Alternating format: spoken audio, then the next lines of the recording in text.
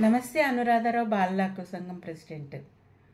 Teenage గురించి మనం మాట్లాడుకుంటున్నట్లయితే బాల్యమంతా ఆటలతో గడిపేస్తారు. వాళ్లకు ఏంటి తెలియదు, అన్నీ ఆటలు పాటల పైనే నడిచిపోతుంది.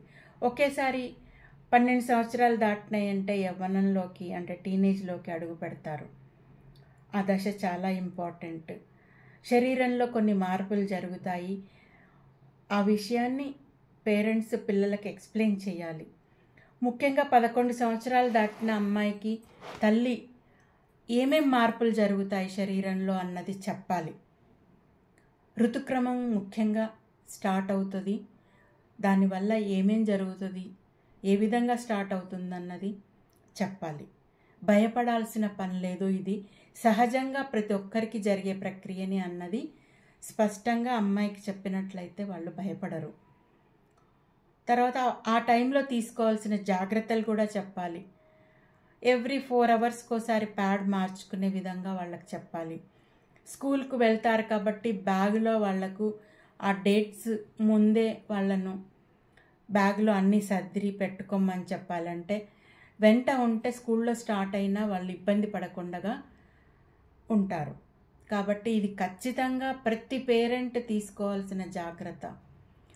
తర్వాత ఇన్ఫెక్షన్స్ రాకుండా రెగ్యులర్గా క్లీన్గా చేసుకోవాలి. అంటే 4 అవర్స్ నుంచి 5 అవర్స్లో ప్యాడ్ మార్చుకునే విధంగా వాళ్ళను ట్రైన్ చేయాలి.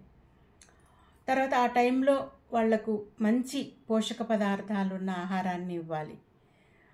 కాల్షియం, ప్రోటీన్ రిచ్ డైట్ ఇస్తే చాలా మంచిది. మినరల్స్ అన్నీ అందే విధంగా చూసుకోవాలి. హార్మోనల్ ఇంబ్యాలెన్స్ అంటే ఉంటుంది కాబట్టి శరీరంలో అంటే మొహం పైన మొటిమలు వచ్చే అవకాశం ఉంటుంది కొందరికి. మొటిమలు వచ్చినప్పుడు అవి అంటే వాళ్ళు టచ్ చేయకుండా, టచ్ చేస్తే ఏమవుతుందంటే పసి వచ్చి ఇన్ఫెక్షన్ వస్తుంది, మచ్చ పడిపోతుంది. కాబట్టి ఆ జాగ్రత్తలు తీసుకోవాలి. సరైన నిద్ర ఉండేట్టుగా చూసుకోవాలి అమ్మాయిలకు. తర్వాత టెన్షన్ పడకుండా, టెన్షన్కి గురవుతారు కొందరు. చదువుకోవాలన్నా లేదంటే ఈ ఋతుక్రమం గురించి కూడా టెన్షన్ పడుతుంటారు.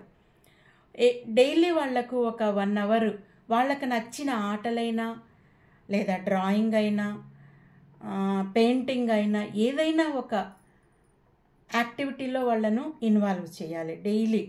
అప్పుడు కాన్సన్ట్రేషన్ పెరుగుతుంది, చదువు కూడా ఇబ్బంది లేకుండా చదువుకోగలుగుతారు. అట్లాగే రోజుకు 12 గ్లాసుల నీళ్లు తీసుకునే విధంగా చూసుకోవాలి. బాగా ఆటలు ఆడతారు కదా, స్కూల్లో ఆటలు ఆడిస్తుంటారు, ఇంట్లో కూడా వాళ్ళు అంటే అన్ని రకాల ఆటలు ఆడుతుంటారు. కాబట్టి పిల్లలకు 12 గ్లాసుల నీళ్లు అందే విధంగా చూసుకోవాలి. మంచి నిద్ర ఉండే విధంగా, మంచి వ్యాయామం ఉండే విధంగా చూసుకున్నట్లయితే ఎలాంటి ఇబ్బందులు లేకుండా టీనేజ్ హ్యాపీగా గడిచిపోతుంది. ఇది ప్రతి పేరెంట్ పిల్లలకు చెప్పాల్సిన విషయం. జాగ్రత్తగా వాళ్ళకి చెప్పినట్లయితే హ్యాపీగా గడిచిపోతారు. నమస్తే.